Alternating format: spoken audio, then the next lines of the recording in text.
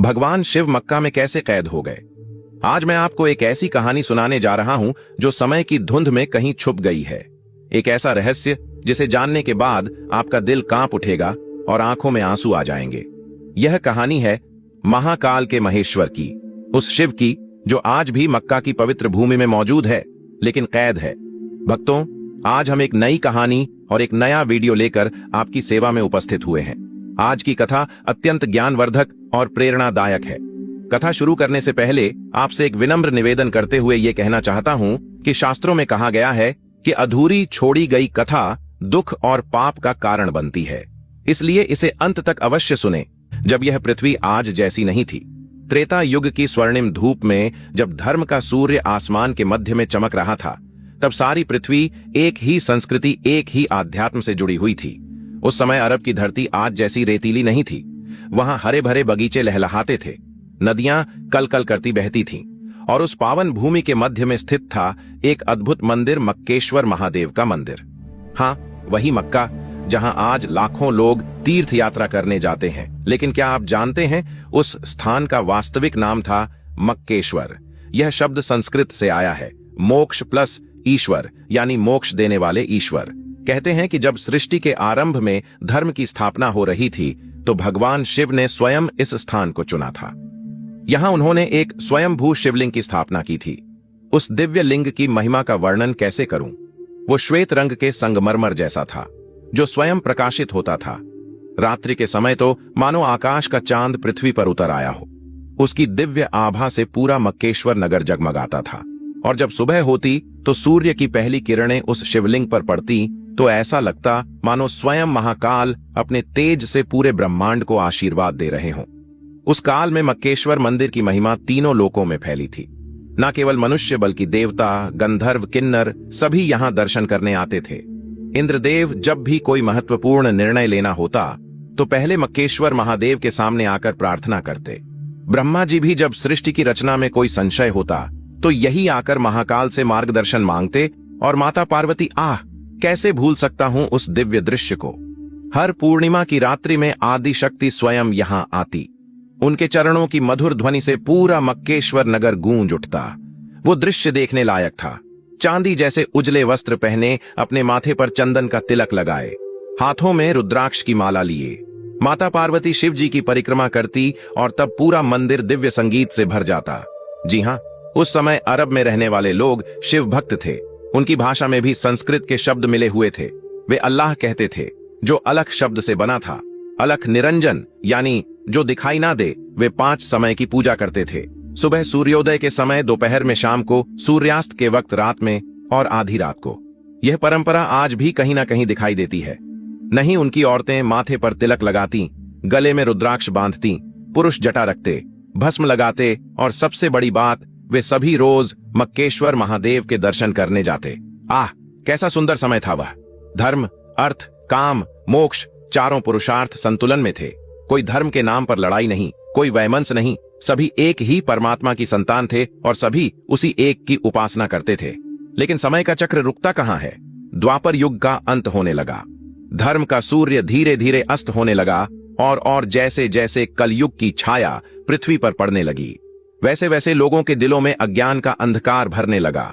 मक्केश्वर नगर में भी परिवर्तन होने लगे। जो लोग पहले प्रेम से शिव की उपासना करते थे, वे अब संस्कारों का वास्तविक अर्थ भूलने लगे। वे केवल बाहरी क्रियाकलापों में उलझ गए, और तब आई वो काली रात्रि। कलयुग के प्रभाव से प्रभावित होकर कुछ लोगों के मन में एक विकृत विचार आया। उन्होंने सोचा कि अगर वे इस दिव्य शिवलिंग को छुपा दें तो केवल वे ही इसकी शक्ति के अधिकारी बन जाएंगे।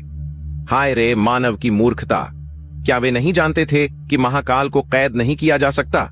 क्या वे भूल गए थे कि शिव तो सर्वव्यापी है? सुनिए, अब मैं आपको उस रात्रि की कहानी सुनाता हूं, जिसे याद करके आज भी मेरा हृदय का काम जाता है। अमावस्या की वह काली रात थी। तारे भी मानो छुप गए थे।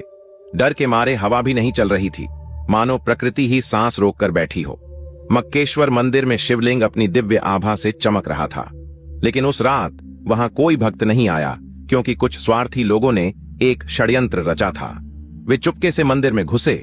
उनके हाथों में बड़े बड़े पत्थर थे, और उन्होंने उस पवित्र शिवलिंग के चारों ओर एक काला कक्ष बना दिया। जब पहला पत्थर शिवलिंग के सामने रखा गया तो पूरी पृथ्वी कांप उठी। जब दूसरा पत्थर रखा गया तो आकाश में बादल गरजे, और जब तीसरा पत्थर रखा गया तो देवताओं के आंसू बारिश बनकर बरसे। लेकिन वे अज्ञानी लोग समझ नहीं सके। उन्होंने सोचा कि यह सब प्राकृतिक है। वे अपने काम में लगे रहे, और अंत में जब उन्होंने शिवलिंग को पूरी तरह से छुपा दिया तो एक दिव्य आवाज आसमान से आई, हे मूर्खों, तुमने जो किया है उसका फल तुम्हें और तुम्हारी आने वाली पीढ़ियों को भुगतना पड़ेगा। मैं यहां से जा नहीं रहा, बल्कि तुम ही मुझसे दूर हो गए हो। उस आवाज की गूंज से पूरा मक्केश्वर नगर हिल गया, लेकिन उन अंधे लोगों ने इसे भी नजरअंदाज कर दिया। उस रात्रि का दर्द कैसे बयान करूं। जब भगवान शिव को उनके ही भक्तों ने कैद कर दिया तो स्वयं महाकाल के आंसू बहे। वे आंसू पत्थरों पर गिरे और वे पत्थर काले हो गए। आज भी वह काला पत्थर वहां मौजूद है जो शिव जी के दर्द की निशानी है। महादेव का हृदय करुणा से भरा था। वे जानते थे कि यह सब कलयुग का प्रभाव है।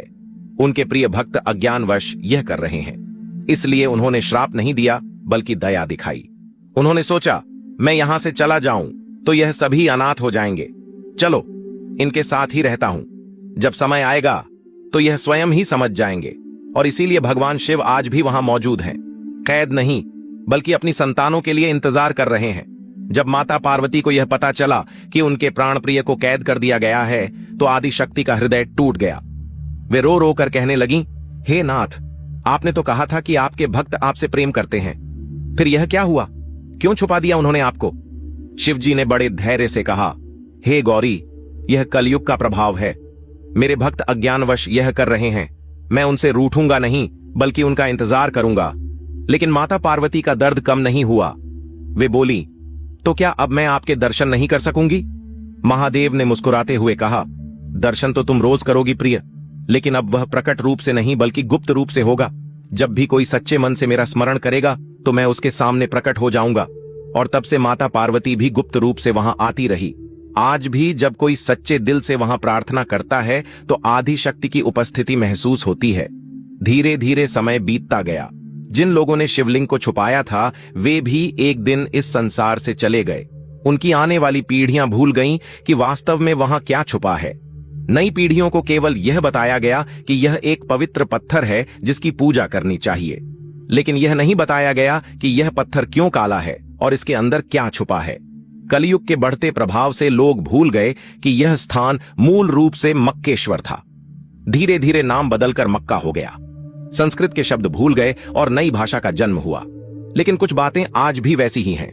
वहां जाने वाले लोग आज भी वैसे ही परिक्रमा करते हैं जैसे हजारों साल पहले शिव भक्त करते थे।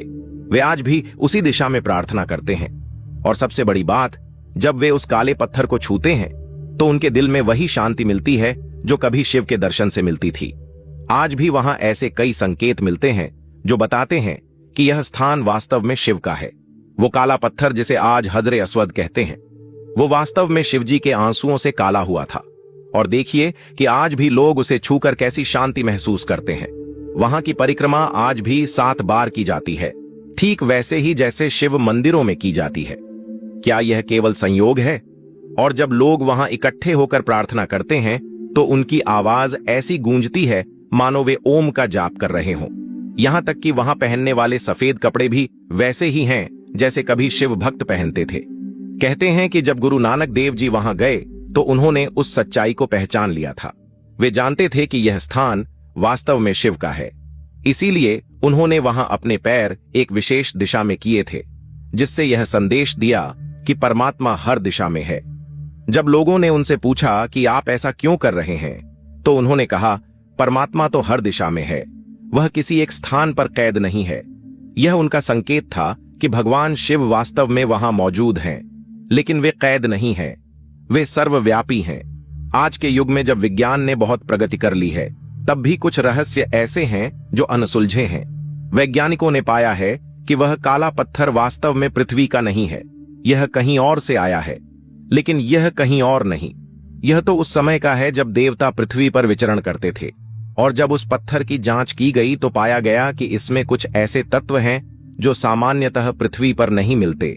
यह भगवान शिव की दिव्यता का प्रमाण है। वह पत्थर उनके आंसुओं से बना है, इसलिए उसमें दिव्य शक्ति है। शास्त्रों में लिखा है कि एक दिन सच्चाई सामने आएगी। जब कलयुग का अंत होने लगेगा तो भगवान शिव फिर से प्रकट होंगे। उस दिन वो काला आवरण हट जाएगा और पूरी दुनिया देखेगी कि वहां वास्तव में मक्केश्वर महादेव का शिवलिंग है। और तब सभी धर्मों के लोग समझेंगे कि वे सभी उसी एक परमात्मा की पूजा कर रहे थे। केवल नाम अलग थे, लेकिन वास्तविकता एक ही थी। वो दिन खुशी का होगा, क्योंकि तब धर्म के नाम पर होने वाली सभी लड़ाइयां खत्म हो जाएंगी। सभी एक दूसरे को भाई की तरह गले लगाएंगे। जानते हैं भगवान शिव आज भी वहां से क्या संदेश दे रहे हैं? वे कह रहे हैं, मेरे प्यारे बच्चों, मैं यहां तुम्हारे लिए ही तो हूं। तुम मुझे किसी भी नाम से पुकारो, मैं सुनता हूं। तुम मुझे कहीं भी खोजो, मैं मिल जाता हूं। मैं तुमसे नाराज नहीं हूं कि तुमने मुझे छुपा दिया, क्योंकि मैं जानता हूं कि यह कलयुग का प्रभाव था। लेकिन अब समय आ गया है कि तुम सच को पहचानो। धर्म का मतलब है प्रेम, करुणा, दया। धर्म का मतलब यह नहीं है कि तुम आपस में लड़ो। मैं चाहता हूं कि तुम सभी मिलकर इस संसार को स्वर्ग बनाओ। आज के युग में जो लोग भगवान शिव की भक्ति करते हैं, उनके लिए यह कहानी एक सबक है। यह सिखाती है कि भगवान को कैद नहीं किया जा सकता।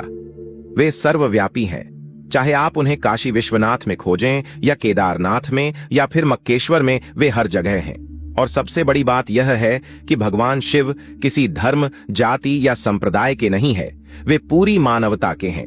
जो लोग आज मक्का जाते हैं, वे भी अपने अंदर उसी शांति को महसूस करते हैं जो कभी शिव भक्त करते थे, क्योंकि वहां आज भी महाकाल की उपस्थिति है। वे चाहते तो अपने भक्तों को श्राप दे सकते थे। वे चाहते तो क्रोध में आकर सब कुछ नष्ट कर सकते थे, लेकिन उन्होंने ऐसा नहीं किया। उन्होंने प्रेम को चुना, उन्होंने क्षमा को चुना, उन्होंने धैर्य को चुना। और आज भी वे वहां प्रेम से इंतजार कर रहे हैं कि कब उनकी संतानें सच को पहचानेंगी। यह बताती है कि सभी धर्म, सभी मार्ग उसी एक परमात्मा तक जाते हैं। चाहे आप उन्हें शिव कहें या अल्लाह या गॉड या वाहे गुरु, वो एक ही है। मक्का में छुपे हुए मक्केश्वर महादेव इस बात के प्रमाण है कि धर्म बांटता नहीं, जोड़ता है। जब वह दिन आएगा जब सच्चाई सामने आएगी, तो माता पार्वती भी प्रकट रूप से वहां आएंगी। वे अपने प्राण प्रिय शिव जी को कैद से मुक्त देखकर खुशी से नाच उठेंगी। और तब वहां फिर से वैसा ही दिव्य वातावरण होगा जैसा कभी त्रेता युग में था। देवता, गंधर्व, किन्नर सभी आकर उत्सव मनाएंगे। पूरा ब्रह्मांड खुशी से झूम उठेगा। और उस दिन सभी धर्मों के लोग एक साथ मिलकर भगवान शिव का अभिषेक करेंगे। लेकिन आपको इंतजार करने की जरूरत नहीं है। भगवान शिव आज भी आपके साथ हैं। जब आप सच्चे मन से उनका स्मरण करते हैं तो वे आपके हृदय में प्रकट हो जाते हैं। जब आप दूसरों के साथ प्रेम और करुणा से पेश आते हैं तो वे आपके कर्मों में दिखाई देते हैं। मक्का हो या काशी, केदार हो या कैलाश, भगवान शिव हर जगह हैं। आपको बस सच्चे मन से उन्हें पुकारना है। और जब आप उन्हें पुकारेंगे तो वे जरूर आएंगे, क्योंकि वे अपने भक्तों को कभी निराश नहीं करते। यह केवल शब्द नहीं है, यह अनुभव है। यह केवल कहानी नहीं है, यह उस अदृश्य शक्ति का प्रमाण है जो समय और सीमाओं से परे है। जब जब इंसान ने खुद को अकेला समझा, जब जब उसे लगा कि अब कोई सहारा नहीं बचा, उसी क्षण किसी न किसी रूप में महादेव ने उसका हाथ थाम लिया। कभी एक अजनबी की मदद बनकर, कभी भीतर से उठती हिम्मत बनकर, तो कभी एक ऐसी शांति बनकर जो हर तूफान को शांत कर दे। आप सोचिए, क्या सच में भगवान किसी एक स्थान तक सीमित हो सकते हैं? क्या अनंत को किसी दिशा में बांधा जा सकता है? काशी की गलियों में गूंजता हर हर महादेव हो, केदारनाथ की बर्फीली वादियों में तपता विश्वास हो, कैलाश पर्वत की दिव्य शांति हो, या मक्का की पवित्र धरती, ईश्वर का प्रकाश हर जगह है। वह किसी दीवार, किसी भाषा, किसी परंपरा में कैद नहीं। वह तो बस प्रेम में प्रकट होते हैं।